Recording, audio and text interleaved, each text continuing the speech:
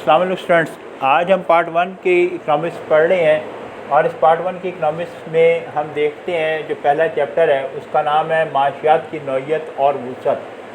نوعیت کی مطلب ہوتا ہے، نوعیت کا مطلب کیا ہے؟ نوعیت کا مطلب ہے کہ یہ قسم کس قسم کی ہے، اس کا کیا جو ہے وہ اس میں کیا بیان کیا گیا، اور وسعت اس کی کیا پھیلاؤ کتنا ہے، یعنی کہ یہ کہاں تک جو ہے وہ اس کو ہم سمجھ سکتے ہیں کہ یہ ہماری روزمرہ زندگی میں کہاں تک اس کی اہمیت جو ہے وہ معاشیات کی جو ہے وہ سمجھی جا سکتی ہے۔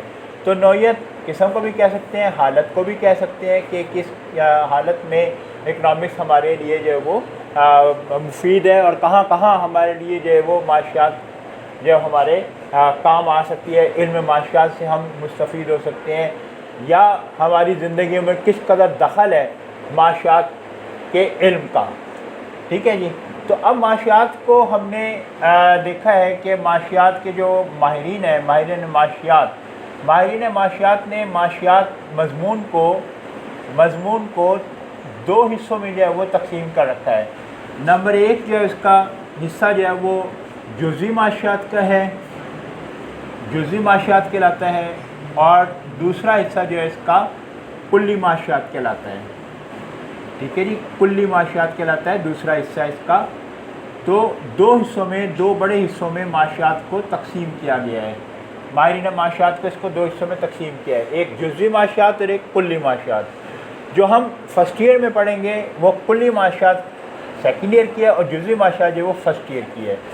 11ویں کلاس میں ہم جزوی معاشیات پڑھیں گے۔ اب جزوی معاشیات ظاہر ہے کوئی ایک ٹاپک ہے، جیسے ہم یہ دیکھتے ہیں کہ معاشیات ایک پورا مضمون ہے، اس کا جو جز بنتا ہے پہلا وہ جزوی معاشیات ہے، اور جو دوسرا ہے وہ کلی معاشیات ہے۔ ان دونوں حصوں کو ملا کر جزوی اور کلی معاشیات کو ملا کر مضمون معاشیات جو ہے وہ تخلیق پاتا ہے یا مکمل ہوتا ہے۔ اب ہم دیکھتے ہیں کہ جزوی معاشیات میں ہمیں کیا یہاں پر جو ہے وہ پڑھنے کو ملتا ہے۔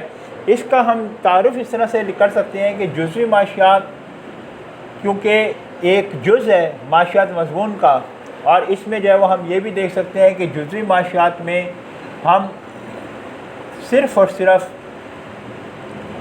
ایسے جو عنوانات ہیں یا ایسی جو مسائل ہیں ان پر جو ہے وہ ہماری نظر پڑتی ہے، یا ہم اس کو پڑھتے ہیں کہ جہاں پر ہم دیکھتے ہیں کہ یہ معاشیات صرف اور صرف ایک صارف کہتے ہیں کسی بھی چیز کو صرف کرنے والا، ایک صارف کے حالات زندگی کہہ لیں کہ جو معاشی حالات زندگی کے بارے میں بیان کرتا ہے۔ یعنی معاشی حالات زندگی کیا ہے کہ ذرائع محدود ہیں اور حاجات یا ضروریات یہ لامحدود ہیں۔ ذرائع محدود ہیں جبکہ حاجات یا ضروریات لامحدود ہیں۔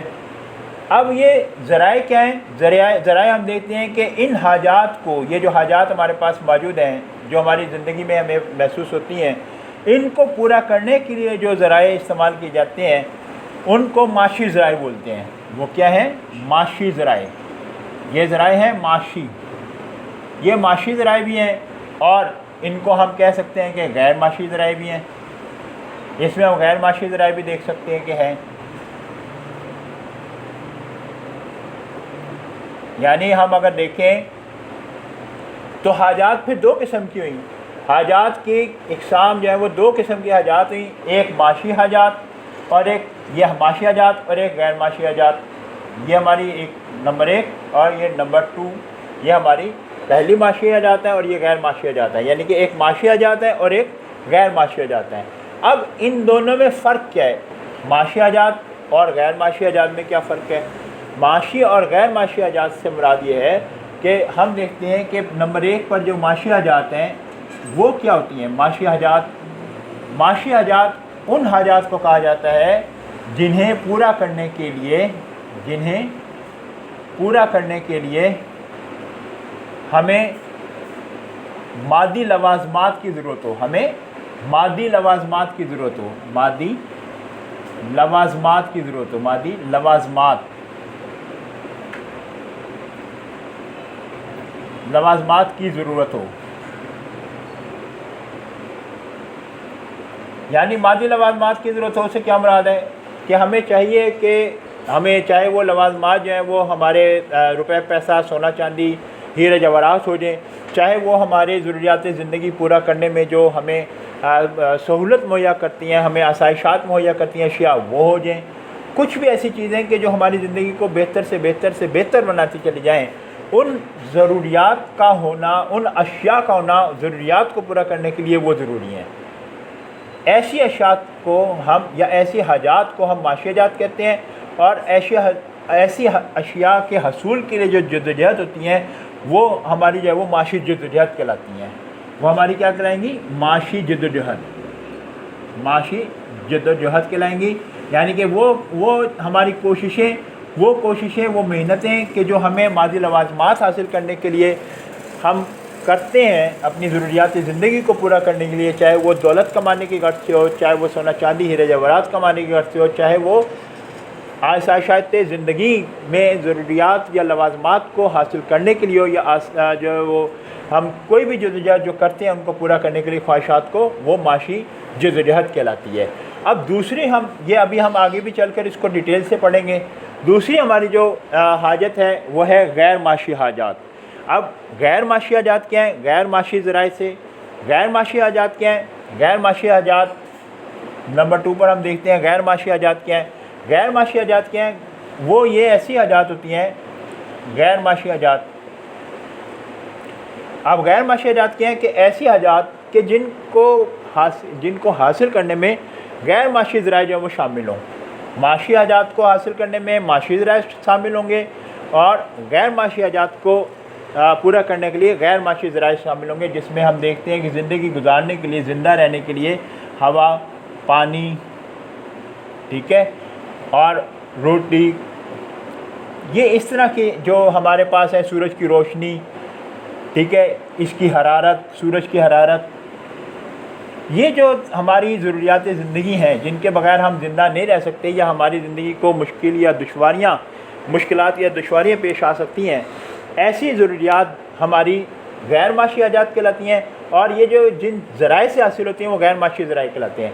ان میں سے کسی ایک کو بھی حاصل کرنے میں ما سوائے پانی کے، جو انسان کا جس پر بس چل گیا ہے اور جس پر جو وہ اس پر بل جو وہ ہمیں ادا کرنا پڑتا ہے، لیکن یہ ہے کہ بارش کا پانی اور یہ جو سمندر اور دریاؤں کا اور جو وہ ندی کا، نہروں کا پانی جو ہے وہ یہ ہم ان کو دیکھتے بھی ہیں، ان سے مستفید بھی ہوتے ہیں.